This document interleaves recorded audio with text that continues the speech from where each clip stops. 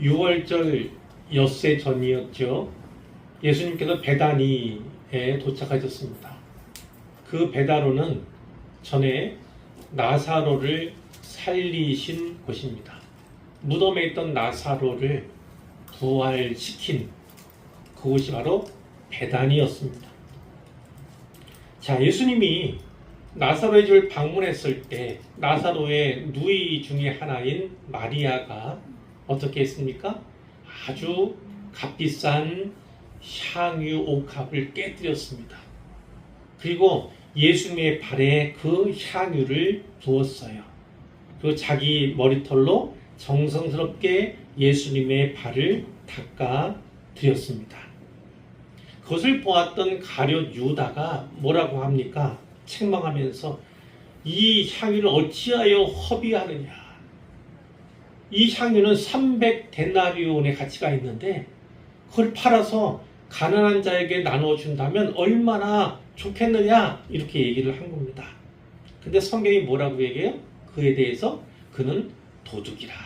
그 마음이 가난한 사람들에게 향하는 것이 아니라 자기 주머니에 채우려는 그러한 욕심이 그에게 있었다고 성경이 말씀하는 것이죠. 그러나 예수님의 해석은 달랐습니다. 예수님은 내 장례를 준비한 거다 이렇게 해석을 하신 거예요. 그러니까 마리아가 행한 향유 옥합을 깨뜨린 그 행위에 아주 값비싼 값으로 따질 수 없는 큰 의미를 부여해 주셨다. 그것을 우리가 지난 시간에 살펴보았고요. 그 끝에는 많은 무리들이 예수님께 나와왔습니다. 예수님도 볼 뿐만 아니라 나사로도 보려고, 다시 살아난 나사로도 보려고 많이 찾아왔어요. 그렇지만 그때 대제사장들은 어떻게 했습니까? 예수만 아니라 나사로까지 죽여야겠다. 이런 작정을 하게 되는 것이고요. 왜냐? 나사로를 보면서 진짜 예수란 분이 사람을 살리는 분이구나. 죽은 자도 살리는 분이구나. 그 살아있는 증거가 바로 나사로다. 이렇게 여기면서 예수님을 믿는 사람들이 많아졌기 때문입니다. 자, 오늘 본문은 12절부터인데 그 이튿날이라고 했어요. 그러니까 이 표현대로 따지자면 6월절 닷새 전쯤 되겠다. 이렇게 우리는 이제 추론할 수가 있는데, 자, 명절에 이제 도착해. 명절을 맞아서 예루살렘에 온 큰 무리가 있었습니다.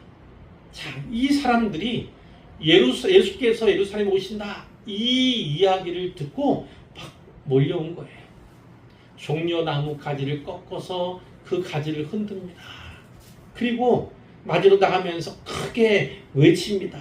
호산나 찬송하리로다. 호산나는 이제 구원하소서, 이제 구원하소서 이런 거예요. 찬송하리로다. 주의 이름으로 오시는 이 곧 이스라엘의 왕이시여.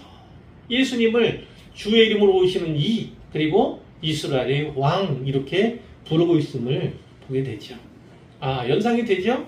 우리가 오늘날 종려주일이라고 지키고 있는 그 맥락이다. 이렇게 이해하시면 되겠습니다. 큰 무리가 종려나무 가지를 꺾어 흔들고 그리고 큰 소리로 외칩니다. 노래를 부르는 사람도 있었죠. 그러니까 어떤 의미입니까? 종려나무 가지를 꺾어서 막 흔드는 그거는 정치적인 왕에 대한, 군사적인 왕에 대한 이 무리들의 열망을 우리가 볼 수 있는 장면이고요. 또 그들이 외치는 노래라든지 혹은 외침이라든지 이런 거는 해방에 대해서 진짜 갈망하고 있는 민족적 갈망, 그것을 보여준다 이렇게도 볼 수가 있어요. 그런데 예수님의 입장은 사실 전혀 달랐습니다. 군사적? 전혀 아니었죠. 군대를 동원할 그럴 생각이 전혀 없으셨어요. 그리고 이들은 이스라엘의 왕, 우리 민족, 우리 국가 이걸 생각했지만 예수님은 그 민족을 뛰어넘으셨어요. 초월하셨습니다. 그래서 이스라엘의 왕으로 오셨다기보다는 이스라엘의 왕일 뿐만 아니라 그 이스라엘을 포함한 온 세상의 왕으로서 이 세상에 오셨다는 것이 성경이 우리에게 가르쳐주는 바이죠. 예수님께서 한 어린 나귀를 보셨다 이렇게 되어 있고 그 어린 나귀를 타셨습니다. 바로 이렇게 예수님께서 어린 나귀를 보고 그 나귀에 타신 것은요, 선지자가 이미 예언한 말씀을 성취하고자 함이었는데 그것이 기록된 바 이하에 나타나죠. 시온 딸아 두려워하지 말라. 보라 너의 왕이 나귀 새끼를 타고 오신다 함과 같더라. 이렇게 스가랴 9장 9절에 예언되어 있는 말씀을 성취하기 위해서 예수님께서 그 어린 나귀 위에 타셨다는 것입니다. 이 어린 나귀가 보여주는 건 너무나 잘 아시잖아요. 예수님이 왕은 왕이신데 겸손의 왕으로 오셨다, 평화의 왕으로 오셨다.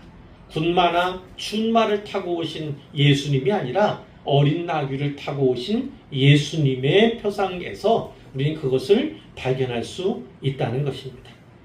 예수님은 정복하는, 누군가 위에 군림하는 그런 왕이 아니라 오히려 자기 목숨까지 내어주시기 위해서 오신 사랑의 왕이심을 이 장면이 아주 극명하게 보여주는 것입니다.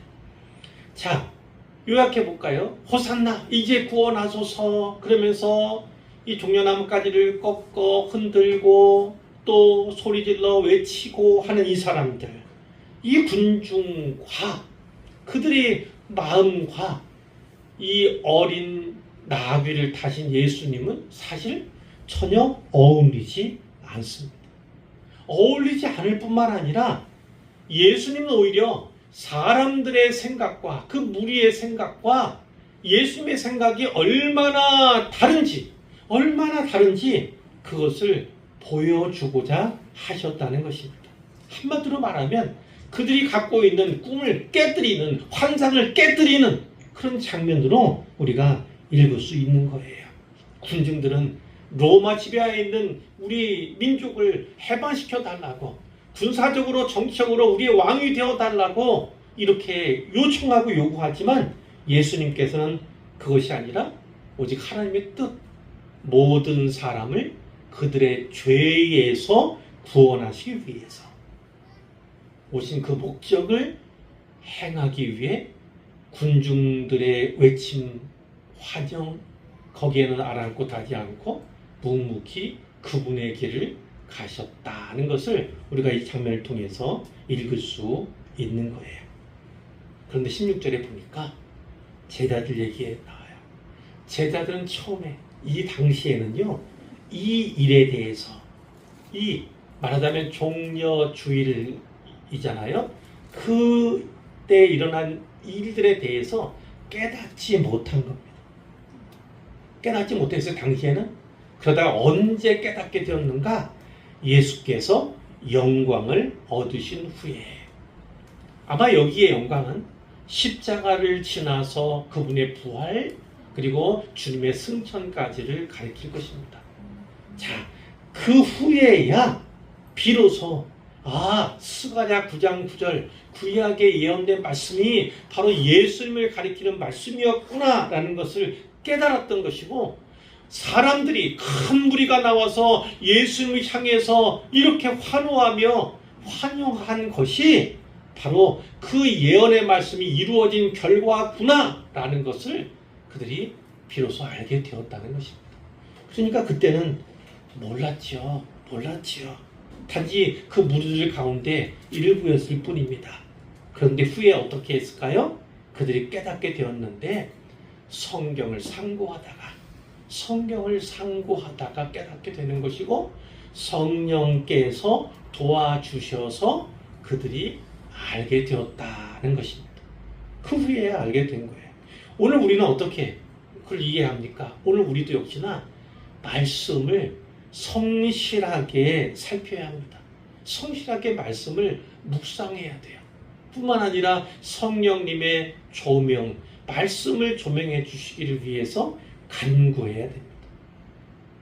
내가 잘 알지 못하고 잘 깨닫지 못한다 여길 수 있어요. 더디다 이렇게 생각할 수 있어요. 그렇다고 실망할 필요가 없습니다. 그렇게 말씀을 가까이 하고 늘 말씀을 읽고 묵상하기를 또 쉬지 않고 성령께 구하면 결국은 알게 되고 깨닫게 될 것을 분명히 믿으시기를 바랍니다. 근데 이날 어떻게 이렇게 많은 사람들이 모였는가? 혹은 이 무리 가운데에서 계속된 증언은 무엇이었는가를 우리가 다음 본문에서 살필 수 있어요.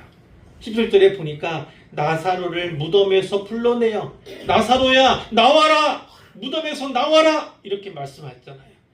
이 나사로가 둥둥둥둥 다 마치 붕대와 같은 이거 선을 둘러 싼 채로 나왔지 않습니까? 예수님께서 죽은 자 가운데서 바로 나사로를 살리셨어요.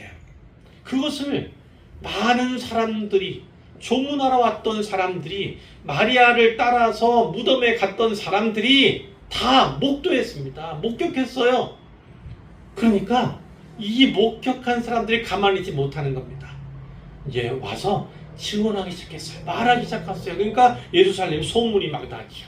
예수님이 오시는데 그분이 이러이러 했어. 불과 얼마 전의 일이야. 뭐 이렇게 하니까 사람들이 수많은 군중이 되어서 몰려들게 된 겁니다. 자, 뿐만 아니라 그 안에서도 또 이게 재생산이 되는 거죠. 계속 증언이 이루어졌던 것 같아요. 그러니까 거기에 있는 모든 무리들은 듣고 오기도 하고 다시 한번 또 그것 증언에 대해서 듣게 된 것입니다. 그러니까 사람들이 얼마나 열광적이었을까를 우리가 짐작할 수가 있는 거예요. 그런데 불과 며칠 후죠. 며칠 후면 예수님을 위한 증인은 한 사람도 남지 않게 됩니다. 증언이 아니라 예수님을 위한 증언에 나서는 사람은 한 사람도 없어요. 빌라도 앞에 예수님이 계실 때 이 군중들은 다 폭도와 같이 변해버렸고 예수님의 제자들마저 다 도망친 그런 상황. 예수님의 제자들마저 예수님을 위해서 한마디 증언도 하지 않는 그런 상황들이 다 흩어지고 다 자취를 감추어 버렸죠. 그러나 이때만 해도 큰 무리가 예수님을 환호했고 열광적으로 그분을 맞았습니다. 근데 그때 바리새인들은 어땠을까? 그것이 19절에 있습니다. 바리새인들이 서로 간에 얘기하는 얘기가 어떻게 볼지어다. 이봐, 너희 하는 일이 쓸데없다. 보라, 온 세상이 그를 따르는도다. 이걸 잘 읽어야 돼요. 너희 그러니까 서로가 서로에게 바리새인께 하는 거예요. 그러니까 무슨 얘기냐면 보라, 우리가 하는 일이 쓸데없다. 자기들이 하는 일이 쓸데없다고 얘기하는 거예요. 왜? 온 세상 사람들이 예수를 따른다. 이 얘기를 하고 있는 겁니다. 얘를. 그러니까 이 사람들은 뭐예요? 바리새인들은 낙심한 거예요. 그를 붙잡아서 죽이려고 했는데, 나사렛까지 죽이려고 했는데, 그래서 사람들이 입막음을 예수님에 대한 소식 다 막으려고 했는데 결국은 막지를 못한 겁니다. 그들이 도모한 모든 것이 다 허사가 되었다. 우리가 한 모든 일이 다 쓸데없이 되었다. 이렇게 낙망하고 있는 겁니다. 낙망하고 있는 거예요. 자, 다시 한번 정리하면 이런 겁니다. 예수님이 예루살렘에 마지막으로 입성하실 그때죠. 큰 무리가 예수님을 따랐습니다. 환호했고 열광적으로 그분 향했죠. 그러나 반면에 탄식하며 낭만 가운데 있던 무리가 있었습니다. 그들이 바로 바리새인들이었던 겁니다. 종교 지도자들이었던 거예요. 자, 그러나 백성의 환호 얼마 안 있어 다 사라졌다고 말씀을 드렸죠. 그들이 뭐라고 합니까? 온 세상이 그를 따른다. 온 세상이 예수를 따른다. 이렇게 얘기했지만 그들의 탄식은 이제 앞으로 예수님을 십자가에 매달으라고 하는, 십자가에 박으라고 하는 이 폭도와 같은 군중들의 함성으로 바뀌어 감으로써 그들이 오히려 승리하는 것처럼 또 이렇게도 비춰진다는 거예요. 그러나 궁극적으로 보면 좀 더 넓은 그림 가운데 보면 이들이 말한 온 세상이 그를 따른다. 이들의 탄식은 마치 예언과 같이 작용했다는 것을 우리가 역사 속에서 살펴볼 수가 있습니다. 20장 20절인데요. 20절에는 약간 분위기가 달라집니다. 바로 그 명절인데 6월절 어간인데 명절에 예배하러 올라온 사람 중에 헬라인 몇이 있었다 이렇게 되어 있습니다.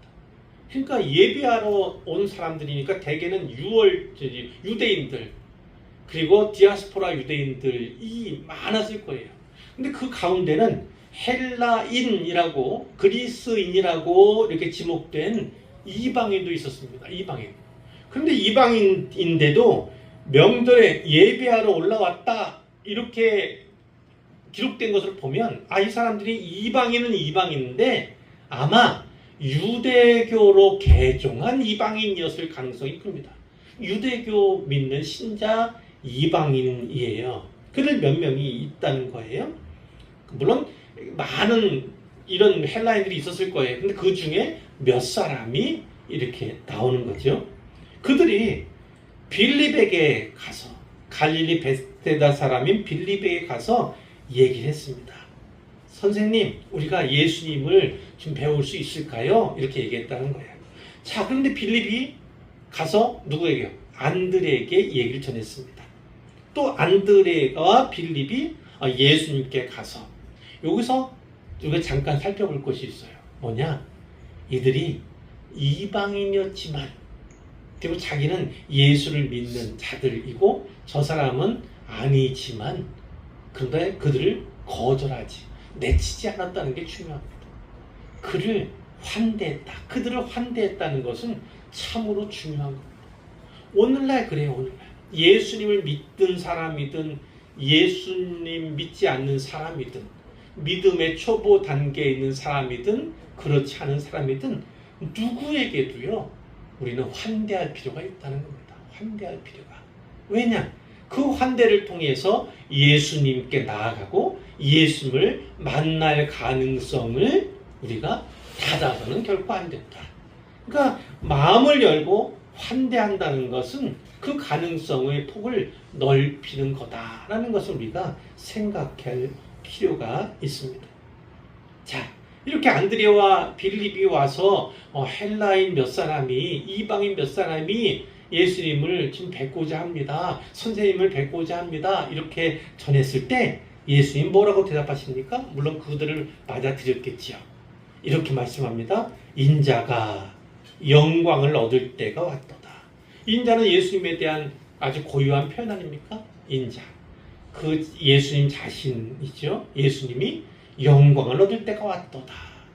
예수님 말씀하는 이 영광은 무엇이겠습니까? 1차적으로는 예수님의 십자가입니다. 예수님의 죽음입니다. 이제 십자가를 질 때가, 십자가 박힐 때가 왔다. 이렇게 말씀했어요. 이제까지는요, 사실 6차례입니다. 아직 때가 이르지 않았다. 아직 때가 이르지 않았다. 이렇게 말씀하시는 것이 여러 번 있었거든요. 아직 내 때가 이르지 않았다. 그런데 바로 이 헬라인들의 방문을 받고 오는 예수님께서 이렇게 바꾸신 거예요. 이제 나의 때가 되었다. 이렇게 이제 선언을 하시게 된 겁니다. 이것이 보여주는 건 어떤 맥락일까요? 이들이 헬라인, 이방이라는 것이 중요합니다. 이방인들이 예수님께 나와서 예수를 믿고자 그런 때가 된 겁니다. 그러니까 때가 무르익어서 예수님께서 이제 십자가의 길로 나아갈 그 때가 되었음을 이제 말씀해 주시는 거예요. 바로 이 십자가의 때를 말씀하시면서 우리가 잘 아는 또 이번 주에 우리가 일부 또 암송하기도 한 그 비유의 말씀을 예수님이 하신 겁니다. 내가 진실로 진실로 너에게 이르노니 한 알의 밀이 땅에 떨어져 죽지 아니하면 한 알 그대로 있고 죽으면 많은 열매를 맺느니라. 자, 밀을 생각해 보세요. 아니요. 우리 상황에서는 뭐 쌀도 괜찮습니다. 쌀 한 톨. 그게 그냥 쌀 한 톨이에요. 그런데 이것이 땅에 심겨지고 그리고 이것이 자라게 되면, 물론 이제 벼를 심을 때는 이 새싹을 키워가지고 이렇게 하지만 이론상으로는 그렇다는 겁니다. 이것이 어떻게 돼요? 그대로 있으면 그냥 하나에, 죽지 않으면 하나. 그런데 만일 그것이 땅에 심겨져서 죽으면 어떻게 됩니까? 죽으면, 그러면 많은 열매를 맺게 되는 겁니다. 많은 열매. 전에도 한번 그 말씀을 드린 적이 있죠. 우리는 어떤 콩깍지, 예를 들까요? 콩깍지에 완두콩 깍지에 몇 개가 있는지는 셀 수 있어요. 그렇죠? 셀 수 있습니다. 그런데 이 완두콩 한 알이 나중에 몇 개의 완두콩으로 바뀔지는 아무도 몰라요. 몇 단의 완두콩으로 바뀔지도 몰라요. 그러니까 우리는요, 항상 하나님께서 다윗을 보면서 그 유일하게 하나님만이 그에게 왕제가 있다는 것을 발견하신 것처럼 어느 누구도 몰랐잖아요. 그러니까 사람을 볼 때 그 가능성을 봐야 돼요. 그리고 단지 한 알에 집중할 것이 아니라 그 한 알이 얼마나 많은 수의 알로 바뀌게 될 것인가에 대해서도 생각해 봐야 됩니다. 이 가능성을 열어놓을 필요가 분명히 있어요. 열어놓을 필요가 있어요.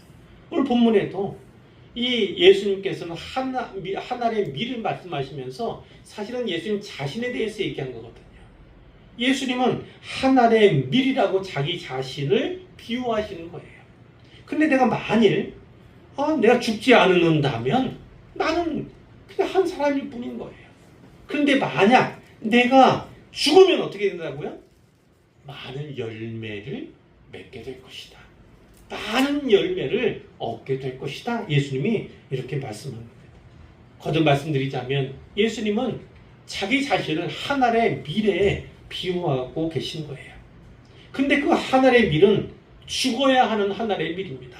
죽어야 하는 한 알의 밀. 밀이 죽지 않으면 열매를 맺을 수가 없죠. 예수님이 죽지 않으면 그러면 많은 사람을 구원할 수 없어요. 그것을 예수님이 말씀하신 겁니다. 예수님께서는 지금 무엇을 하신 겁니까? 자기를 부인하는 겁니다. 나는 죽어야 할 존재, 죽기 위해 온 존재라고 자기를 부인하시는 거예요. 살고자 하는 것이 아니라 죽는. 그래서 택하신 것이 바로 십자가인 것입니다. 십자가. 자, 이 말씀의 원리를 굳이 요약하면 미랄의 원리 뭐 이렇게도 얘기할 수 있을 텐데, 그 미랄의 원리는요, 제자들에게도 그대로 적용이 되는 것입니다. 25절에 보니까 자기의 생명을 사랑하는 자는 잃어버릴 것이요 이 세상에서 자기의 생명을 미워하는 자는 영생하도록 보존하리라, 이런 말씀을 주셨어요. 자, 위아래가 대조되죠. 앞뒤가 대조됩니다. 자, 어떻게 해요? 자기의 생명을 사랑하는 자는 잃어버릴 거다. 자기 생명을 사랑해야 합니까? 사랑하지 말아야 합니까?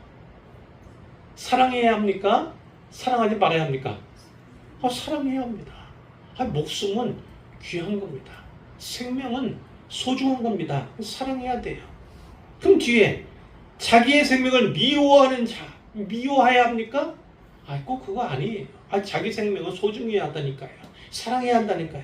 여기서 이건 어떻게 봐야 되느냐면 자기 목숨을 아끼는 것과 자기 목숨을 아끼지 않는 것, 그러니까 희생하는 것과 희생하지 않는 것에 대해서 말씀하고 있다고 분명히 생각을 하셔야 되는 거예요. 자기의 생명을 사랑하는 자, 그건 뭐예요? 자기 생명만 소중히 여기는 거예요. 내 생명이 소중하니까 아껴야지. 그래서 결국은 어떻게 돼요? 자기 영혼 돌보는 것도 아니고 사실은 다른 사람의 영혼에는 관심도 없는 이런 사람은요, 오히려 잃어버릴 거다. 생명을 잃어버릴 거다. 이렇게 말씀하세요. 그런데 반면에 자기의 생명을 미워하는 자는, 미워한다는 게 뭐, 미워한다는 건 생명조차도 아끼지 않고 희생한다는 겁니다. 누군가를 위해서, 누군가에게 복음을 전하기 위해서 이렇게 생각한다면 그는 바로 그리스도인 아닙니까? 그리스도이니까, 이미 신자니까 다른 사람을 위해서 그렇게 할 수 있는 거예요. 그러니까 신자는 자기 생명을 아끼지 않고 다른 이들의 생명도 소중히 여기고 그 생명도 구원받게 하기 위해서 힘써야 한다는 겁니다. 이런 사람, 이런 신자는 영생하도록 보전하리라. 영생을 선물로 받는다는 거예요.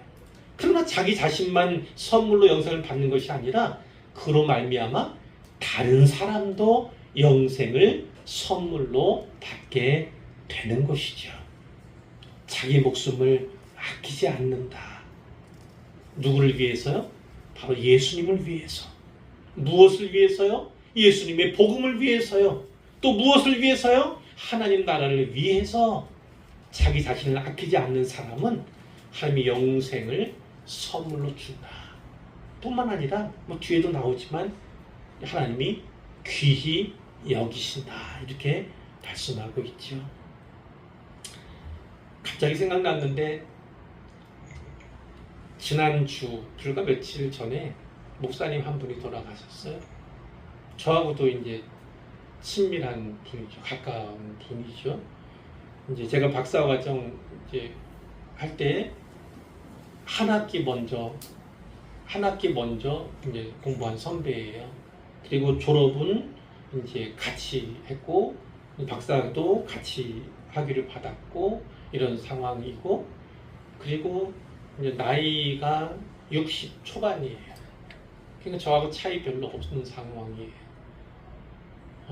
그리고 우리 교단 선교회가 있는데 선교회 회장으로서 이제 채 1년이 아직 안 된 상태. 그리고 KWMA 이제 한국세계선교협의회라고 하는 대표 기관에도 열심히 가서 교단 대표에서 일하고 뭐 이런 상황. 전에는 태국 또 홍콩 등지에서 선교사로도 또 사역했고, 지금은 국내에서 김포에서 이제 목회도 하고 이랬던 목사님이신데 갑자기 부고가, 이제 아는 교수님이 전화를 주셨는데 믿어지지가 않는 거예요. 부고를 전한 건데 믿어지지가 않더라고요. 그래서 제가 아는 그분이요? 이렇게까지 또 되물었을 그분이에요. 그래요. 거기 장례식장에 갔는데 진짜 마음이 아프더라고요. 물론 많은 장례식장 다니잖아요. 그 중에 또 목사님들도 계시고. 근데 대개는 이 연배가 계신 분들이에요. 연배가. 그래서 연배가 계신 분들 장례식은 어떤 때는 마음이 아픈 데도 있지만, 그렇지만 대개 이제 순리로 받아들이잖아요. 하나님의 뜻 그렇게 그냥 받아들이기에 크게 어려움은 없잖아요. 그럴 때 이 목사님이, 젊은 목사님이 갑자기 돌아가셨다고 하는 그 얘기를 듣고 나서부터 마음이 너무너무 아팠고, 장례식장에 들어가는데도 너무나 사모님이 진짜 넋이 나간 것 같은, 또 자녀들이 많아요. 한 5명인가? 물론 결혼한 아들도 한 명 있긴 하지만 5명인가 이렇게 쭉 서서 상복을 입고 있는데 무슨 위로의 말을 해야 될지를 잘 모르겠더라고요. 가기 전에 이 교수님하고 통화가 됐었는데 그러더라고요. 마음 단단히 먹고 들어가라. 그래서 그분 하시는 말씀 드렸어요. 이제까지 평생 동안 그렇게 수없이 많은 장례식장 갔는데 그렇게 장례식장 들어가기 싫었다고. 들어가기가 싫었대. 너무나 싫었대. 그렇다고 장례식장 가기 전에 마음 단단히 먹고 들어가 이렇게 말씀을 하시던데 들어가서도 진짜 마음이, 거기서도 제가 눈물이 날 정도로 그렇게 마음이 아프더라고요. 자기 목숨을 아끼지 않고 하나님 나라를 위해서, 예수를 위해서 헌신한다는 건, 그러나 하나님이 기억하십니다. 기억하십니다. 우리는 잘 이해하지 못하죠. 왜 박사까지 받고 이제 회장 돼서 이제 할 만한 때인데 왜 데려가시는가? 이렇게 의문을 품으면 끝도 없이 우리는 오늘 의문에 의문을 더할 수밖에 없어요. 하나님의 뜻이 어디에 있는지 우리는 사실 모른다라고 얘기할 수밖에 없죠. 그러나 하나님은 그를 이제 기억하시는 겁니다. 그를 기억하신다는 사실만큼은 우리가 분명히 알아야 할 줄 믿습니다. 자, 26절에 사람이 나를 섬기려면 나를 따르라. 예수님을 섬기는 제자라면 예수님을 따라야 한다는 겁니다. 따라야 한다. 그러면서 하시는 말씀이 나 있는 곳에 나를 섬기는 자도 거기 있으리니. 자, 중요한 말씀이에요. 주님을 따른다는 것은 어떤 겁니까? 바로 예수님이 계신 자리, 예수님이 선 그 자리에 서야 한다. 그 자리에 있어야 한다는 거예요. 그것이 비록 십자가 곁이라 할지라도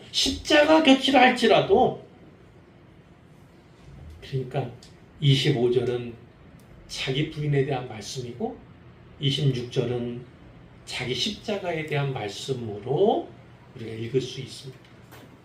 그 예수님은 제자도에 대해서 역시나 말씀하고 있는 거예요. 사랑한다.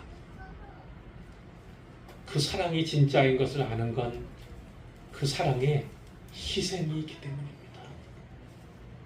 희생 없이 사랑이 있을 수 있을까? 아니요. 그렇지 않습니다. 복음을 가진 우리가 누군가를 사랑해요. 그래서 그에게 복음을 전해요.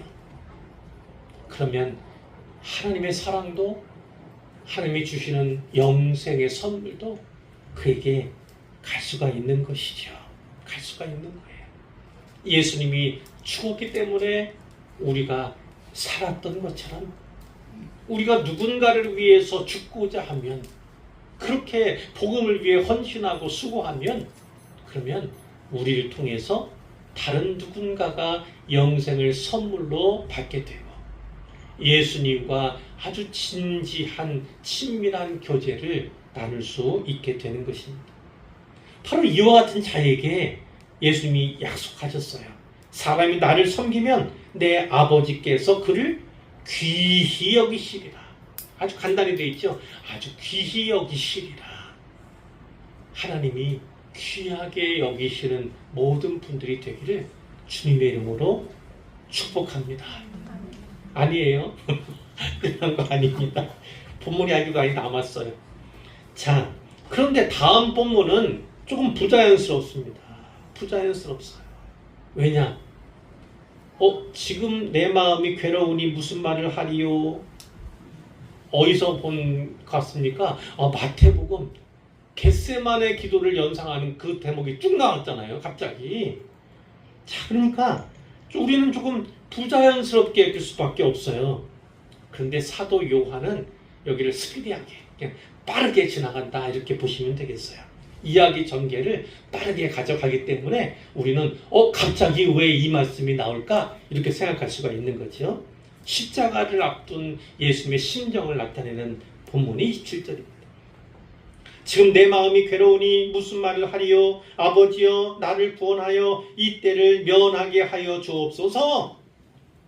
마태복음에 보면 잡히시던 밤에 예수님이 겟세마네에서 드렸던 기도 그 대목이 생각나지 않았습니까? 거기에 이렇게 돼 있었어요. 마태복음 26장 39절에 보면 예수님이 얼굴을 땅에 대시고 엎드려 간절히 기도하셨습니다. 내 아버지여 만일 할만하시거든 이 잔을 내게서 지나가게 하옵소서. 이 십자가를 내게서 지나가게 하옵소서. 그러나 나의 원대로 마시옵고 아버지 원대로 하옵소서. 예수님이 이렇게 기도할 수밖에 없었던 것은 십자가가 얼마나 두려운가 그걸 잘 보여줍니다. 예수님도 인성을 가진 사람으로 계신 예수님이 십자가를 두고 앞에 두고 얼마나 두려워하셨는가를 말씀하고 있습니다. 그러나 나의 원대로 마시옵고 아버지 원대로 하옵소서 이렇게 아뢰죠. 자, 아뢰었어요. 그런데 26장 42절에 보면 두 번째 기도하러 또 가십니다. 내 아버지요, 만일 내가 마시지 않고는 이 잔이 내게서 지나갈 수 없거든. 자, 보세요. 분명히 앞에 39절에서 그러나 나의 원대로 마시옵고 아버지의 원대로 하옵소서 이렇게 말씀드렸잖아요. 하나님의 아버지께 아뢰했잖아요. 그럼 된 거 아닙니까? 그런데도 불구하고 42절에 가면 또 말씀하신다니까요. 내 아버지여, 만일 내가 마시지 않고는 이 잔이 내게서 지나갈 수 없거든. 또 아버지 뜻대로 하십시오 했으면서 예수님이 또 말씀하신다. 그러니까 예수님이 십자가 앞에 두고 극한의 두려움을 느끼고 계신다는 것을 우리가 잘 알아야 합니다. 그런데 그 뒷부분은 또 아버지 원대로 되기를 원합니다. 이렇게 맺고 있습니다. 그럼에도 불구하고 내가 두렵을 넘어 공포스럽기까지 하는 그 십자가 있지만 아버지께서 지라 하시니 내가 지겠습니다. 그것이 아버지의 뜻이니 내가 그 뜻을 이루어 드리겠습니다. 이렇게 그 기도가 맞춰지는 것입니다. 오늘 본문에서도 이때 말씀하잖아요. 이때는 십자가의 때입니다. 예수님을 두렵게 만드는 그 십자가의 때, 사람들에게 버려지고 짓밟히고 또 고난과 죽음을 당해하는 그때입니다. 예수님이 더 큰 공포는 또 무엇입니까? 하나님 아버지와 단절되는, 사람들에게 버림받은 그것이 아니라 하나님 아버지께 단절되는 그 고통, 버림받을 그 고통 때문에 너무나 힘겨워하셨던 거예요. 이걸 너무 잘 알고 있는 예수님이니까 십자가에 순종하는 것이 어디 쉬웠겠습니까? 그러나 27절 하반절에 가면 그러나 내가 이를 위하여 이때에 왔나이다. 내가 이때에 온 이유는 바로 십자가를 지기 위함입니다. 제게 원하시는 이 잔을 마시기 위함입니다. 이렇게 말씀을 하신 거죠. 예수님은 그 때를 거절하지 않으셨어요.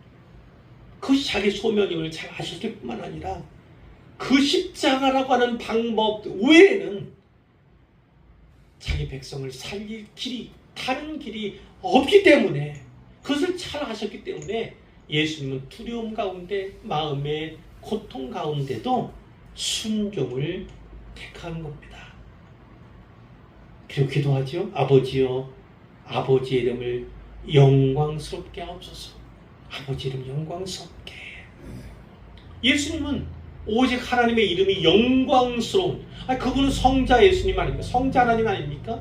성자 하나님에 불구하고 성부 하나님의 이름이 영광스럽게 되기를 원하는 그 예수님이셨어요. 이렇게 기도했을 때 하늘에서 소리가 났습니다. 하나님의 응답으로 보면 되겠죠. 무슨 소리가 났는가? 내가 이미 영광스럽게 하였고 또다시 영광스럽게 하리라. 네가입니까? 내가입니다. 내가 이미 영광스럽게 하였고, 예수님께서 그 아버지의 이름을 영광스럽게 하셨기 때문에 하나님 자신이 이미 영광을 받으신 겁니다. 영광을 받으신 거예요. 그분의 성육신, 그것이 바로 하나님을 영화롭게 하는 것이었어요. 뿐만 아니라 이 땅에 살아가면서 당한 또 많은 아픔, 질곡들이 또한 하나님을 영화롭게 하는 겁니다. 뿐만 아니라 이제 하나님 또다시 영광스럽게 할 일이 남아있어요. 그것이 바로 하이라이트인 바로 십자가를 지시는 일입니다.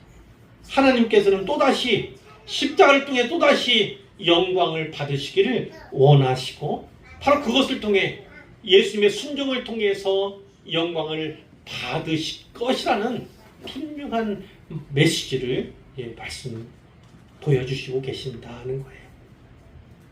그리고 그것이 곧 아들을 영화롭게 하는 길이기도 하는 거죠. 하나님이 영화롭게 한다는 건 그 아들인 예수님을 영화롭게 한다는 것과 다른 것 아닙니다. 우리가 만일 하나님을 영화롭게 하기를 소원하고 하나님의 영광을 위해서 살아간다면 그 영광의 일부, 물론 하나님의 드린 영광의 일부를 말하는 것은 아니지만 우리도 역시 존귀하게 되는 것입니다. 존귀하게 되는 것입니다. 세상 사람들의 눈에는 그래서 영화롭게 되는 것처럼 보일 수도 있는 거예요. 물론 그 영화의 모습, 세상 사람들의 눈으로 봤을 때 영화의 모습으로 끝나지 않은 인생도 그런 신자의 모습도 많이 보이긴 하지만 그는 이 땅에서가 아니라 그건 천국에서 영화롭게 될 거지요. 하나님께서 큰 은혜를 더할 수 없이 귀하게 여기시는 그 은혜를 이제 보여주실 것입니다. 자, 이때 이 무리들, 예수님 곁에 있던 사람들은 천둥이 울었다. 그리고 천사가 그에게 말하였다. 이렇게. 그러니까 예수님에게만 거의 이것이 정확하게 들렸고 또 다른 무리들은 뭐 자연현상으로 천둥과 같이 그리고 천사의 말로 들은 사람도 있고 이렇게 있다는 거예요. 자, 예수님이 말씀하십니다. 이 소리가 난 것은 하늘에서 소리가 났죠. 소리가 난 것은 나를 위한 것이 아니라 너희를 위한 것이다. 이 소리가 뭐예요? 내가 이미 영광스럽게 하였고 또다시 영광스럽게 하리라 이렇게 말씀하셨잖아요. 그러니까 어떤 겁니까? 이 또다시 영광스럽게 하리라. 예수님의 순종, 그 순종의 결정인 십자가는 결국 너희를 위한 거다. 아니, 예수님을 위한 것이겠어요? 십자가 예수님 자신을 위한 것이겠어요? 아니죠. 그것을 통해서 우리를 살리시려는 바로 우리를 위해서 하신 일임을 분명히 말씀해 주시는 거예요. 31절 이제 이 세상에 대한 심판이 이르렀다. 십자가, 물론 예수님의 이 초림, 이 땅에 오신 것 자체도 심판의 시작이라고 볼 수 있지만 예수님이 십자가에 죽으시면 바로 그 시점이 이 세상에 대한 심판, 분명한 심판의 의지, 하나님의 의지를 보여준다는 것입니다. 왜냐? 이 세상의 임금이 쫓겨나게 될 것이다. 예수님이 말씀했죠. 쫓겨나게 될 것이다. 자, 본문 전에 보면 그렇잖아요. 대제사장을 비롯한 종교 지도자들, 또 뭐 뒤에는 로마 군병들, 뭐 로마 또 빌라도 뭐 다 있지 않습니까? 뭐 이건 정치 권력과 종교 권력은 다 뭐 예수님을 죽이는데 한통속이 되잖아요. 한통속이 되지 않습니까? 그런데 그들의 배후에는 누가 있다는 겁니까? 바로 이 세상의 임금이라고 자처하는 사탄 마귀가 있다는 것입니다. 사탄 마귀. 그런데 예수님은 십자가에서 죽으심으로 말미암아서 이후에 부활하시겠죠. 그로 말미암아서 세상 임금을 폐하여 버리는 것입니다. 폐하여 버리는 것입니다. 그 세상 임금을 쫓겨나게 될 것이라고 분명히 말씀하고 결국 사탄의 나라가 언젠가 문을 닫게 될 것입니다. 사탄이 죄와 사망의 권세를 쥐고 흔들면서 사람들을 농락했지 않습니까? 근데 나중에 맨 마지막에 가면 어떻게 됩니까? 사망함으로 말미암아서 이제 사탄의 모든 권세는 다 파해질 것을 예수님이 말씀하고 있는 거예요. 때로 교회를 박해하고 신자를 핍박하고 하는 사람들 그 배후에는요 사탄이 있는 겁니다. 사탄. 그러니까 박해자나 핍박자의 배후에는 누가 있는 거예요? 사탄. 그러니까 그들은 사탄의 하수인에 불과하다. 근데 그것을 깨닫지를 못하는 거죠. 깨닫지 못하는 것. 그들도 사탄의 도구가 되어서 박해하고 핍박한다는 것을 전혀 깨닫지 못한 겁니다. 깨닫지 못해. 그래서 사람들 눈에는 어떻습니까? 유대인들 눈에서도 어떻습니까? 예수님의 죽음, 십자가의 죽음은 쉽게 말하면 개망신 아닙니까? 개망신. 얼마나 부끄러운 죽음입니까? 유대인들의 눈에서 보면 사탄마저도 예수님의 죽음은 끝이라고 생각했을 거예요. 십자가 죽음은 끝, 이제 나의 승리라고 이렇게 생각을 했을 거예요. 모든 인물이 그렇게 보였다니까요. 그러나 그것이 승리를 위한 하나님의 도전임을 하나님만이 아셨습니다. 바로 예수님만이 아셨다는 말씀이에요. 패배처럼 보였지만 사실은 예수님이 그 사망에서 부활하심으로 말미암아서 사망 권세를 꺾으시고 이제 궁극적으로요. 나중에 그것이 확실하게 눈으로 가시어 보이게 됐지만 사탄의 나라가 패해질 겁니다. 사탄의 나라는 망할 거다라는 것을 분명히 말씀하고 있는 거예요. 패배처럼 보이지만 실상은 승리다. 십자가는 하나님의 지혜다라고 사도 바울이 말씀하죠. 32절 내가 땅에서 들리며 땅에서 들린다는 게 뭡니까? 바로 십자가 위에 선다는 겁니다. 십자가에 못 박히면 모든 사람을 내게로 이끌겠노라. 예수님이 십자가 이전 공생의 기간에는 많은 무리들이 따랐습니다. 그 중에 대다수는 유대인들이었죠. 물론 이방인들도 있고 먼 곳에서 온 사람들도 없지 않아 있었지만 대개는 유대인들이 많았습니다. 그런데 이제는 유대인이나 이방인이나 가리지 않고 가까운 곳이나 먼 데 있는 사람이나 가까이 구분하지 않고 모든 사람을 다 예수님께로 이끌겠다. 구원으로 이끌겠다. 물론 모든 사람이 다 구원받는 것은 아닙니다. 하나님이 택하신 사람들만 구원받는 거예요. 그러나 예수의 복음의 은혜는요 넘치고 넘칩니다. 매우 풍성해요. 그래서 사실은 모든 사람을 다 구원할 수 있는, 모든 인류를 다 구원할 수 있는 폭과 넓이와 깊이가 있는 거죠. 그러나 믿지 않기 때문에 하나님 나라에 들어갈 수 없고 구원받을 수 없고 영생을 선물로 받을 수 없게 되는 것.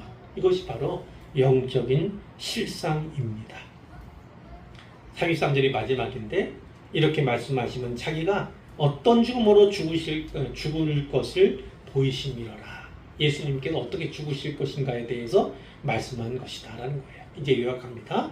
결론이에요. 첫 번째, 제가 미랄의 원리 이렇게 가칭으로 불렸는데 그것에 대해서 잠깐 나누지요.